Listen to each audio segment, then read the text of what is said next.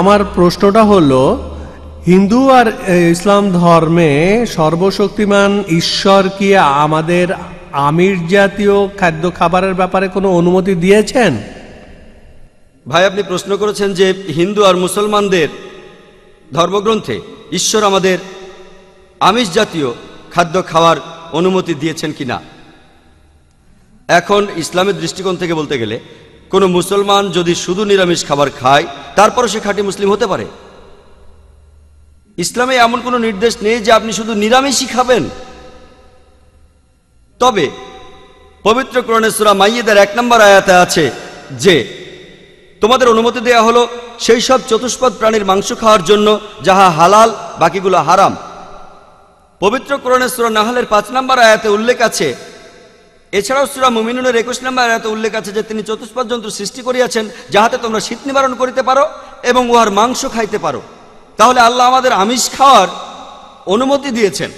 খাওয়াটা বাধ্যতামূলক না, তবে খেতে চাইলে খেতে পারেন। আর বিজ্ঞানও বলে আমিষ জাতীয় খাবারে প্রচুর খাদ্যগুণ থাকে, খেতে সুস্বাদু। আর আপনারা যদি লতাপাতাভোজী প্রাণীদের দাঁতগুলো দেখেন, যেমন ধরুন গরু, ছাগল, ভেড়া, তাদের দাঁতগুলো সমান, তারা শুধু লতাপাতা খায়, কোনো মাংস খায় না।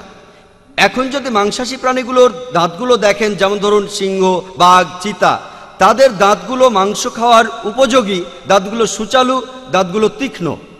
এখন যদি মানুষের দাঁত একটু ভালো করে দেখেন, আমাদের সমান দাঁত আছে, আমাদের সুচালু দাঁতও আছে। এখন ঈশ্বর যদি আমাদের শুধু নিরামিষ খাওয়ারই অনুমতি দিতেন, তাহলে সুচালু দাঁত দিলেন কেন? আমাদের দাঁতগুলো হলো সর্বভোজী প্রাণীর দাঁত।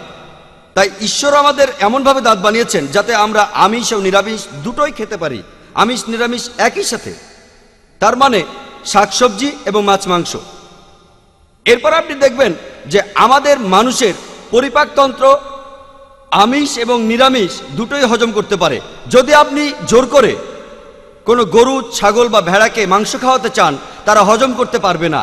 সেই একইভাবে সিংহ, বাঘ বা চিতাবাঘকেও কোনো নিরামিষ বা শাকসবজি খাওয়ান, তারা হজম করতে পারবে না। মানুষ সবই হজম করতে পারে। মানুষের একটা বৃহদান্ত্র আছে।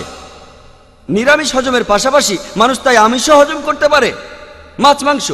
কিছু আমিষ আছে যা আমরা হজম করতে পারি না, কিছু নিরামিষও আছে হজম করতে পারি না। যেগুলো হজম করতে পারি সেগুলো খাওয়া যায়। আর মানুষের মধ্যে ভুল ধারণা আছে যে হিন্দু ধর্ম তার অনুসারীদের আমিষ খাওয়ার অনুমতি দেয় না। মনুস্মৃতির 5ম অধ্যায়ের 30 অনুচ্ছেদে আছে, যেটা খেতে বলা হয়েছে সেটাই যদি আপনি খেয়ে থাকেন কোনো পাপ হবে না, কারণ ঈশ্বরের নিয়মে কেউ খাদ্য খাবে, কেউ খাদ্য হবে। মনুস্মৃতির 5ম অধ্যায়ের 31 অনুচ্ছেদে আছে যে বলিদানের উদ্দেশ্যে পশু হত্যা করলে কোনো রকম পাপ হবে না, কারণ ঈশ্বর কিছু প্রাণীকে এজন্যই বানিয়েছেন। মহাভারতের অনুশাসন পর্বে দেখবেন 88 অনুচ্ছেদে যুধিষ্ঠির পঞ্চপাণ্ডবদের বড় ভাই ভীষ্মকে জিজ্ঞেস করলো যে পূজার সময় আমরা কি উৎসর্গ করব, কি দেব যাতে আমাদের পূর্বপুরুষেরা সন্তুষ্ট থাকেন।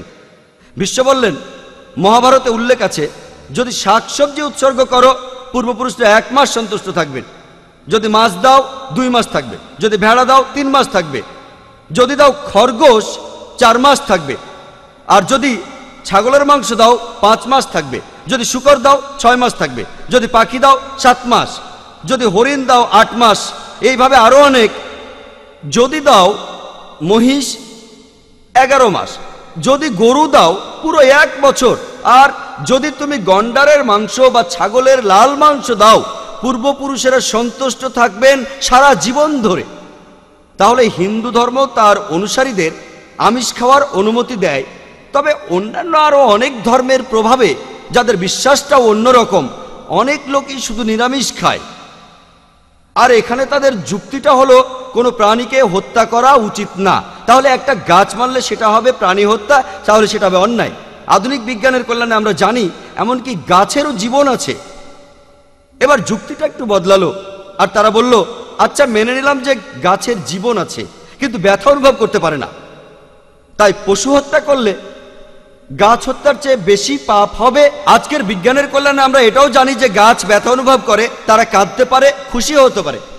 একবার এক নিরামিষভোজী লোক আমাকে বলেছিল যে জাকির ভাই, মেনে নিলাম যে গাছের জীবন আছে, ব্যথা অনুভব করতে পারে, কিন্তু গাছের মাত্র 2টো বা 3টা ইন্দ্রিয় আছে, পশু পাখির আছে 5টা ইন্দ্রিয়, গাছের 2টো ইন্দ্রিয় কম, তাই গাছ হত্যার চাইতে পশু হত্যা করা আরো বেশি অপরাধ।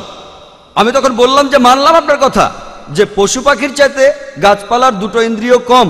তারপর একটা প্রশ্ন করলাম যে ধরুন আমার এক ভাই, সে জন্ম থেকেই বোবা আর কালা, 2টো ইন্দ্রিয় কম, সে বড় হওয়ার পর কেউ একজন তাকে খুন করে ফেললো। আমি কি জজের কাছে বলবো মি লর্ড এই হত্যাকারীকে কম শাস্তি দিন কারণ আমার ভাইয়ের 2টো ইন্দ্রিয় কম ছিল?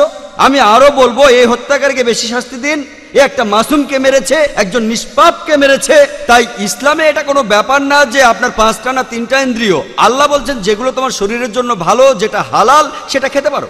আমার কথা যদি বলেন, যদি কেউ শুধু নিরামিষ খেতে চায় আমার কোনো আপত্তি নেই, কিন্তু যদি কেউ বলে যে আমিষ খাওয়াটা হলো অন্যায় তখন আপত্তি আছে। তা না হলে কিছু মানুষ শুধু নিরামিষ খেলে আমাদের জন্যই ভালো, কারণ ইন্ডিয়ার সব মানুষ যদি এখন আমিষ খাওয়া শুরু করে দেয় মাংসের দাম বেড়ে যাবে। এর পরের প্রশ্ন মহিলাদের মধ্য থেকে রবিশঙ্করজির কাছে।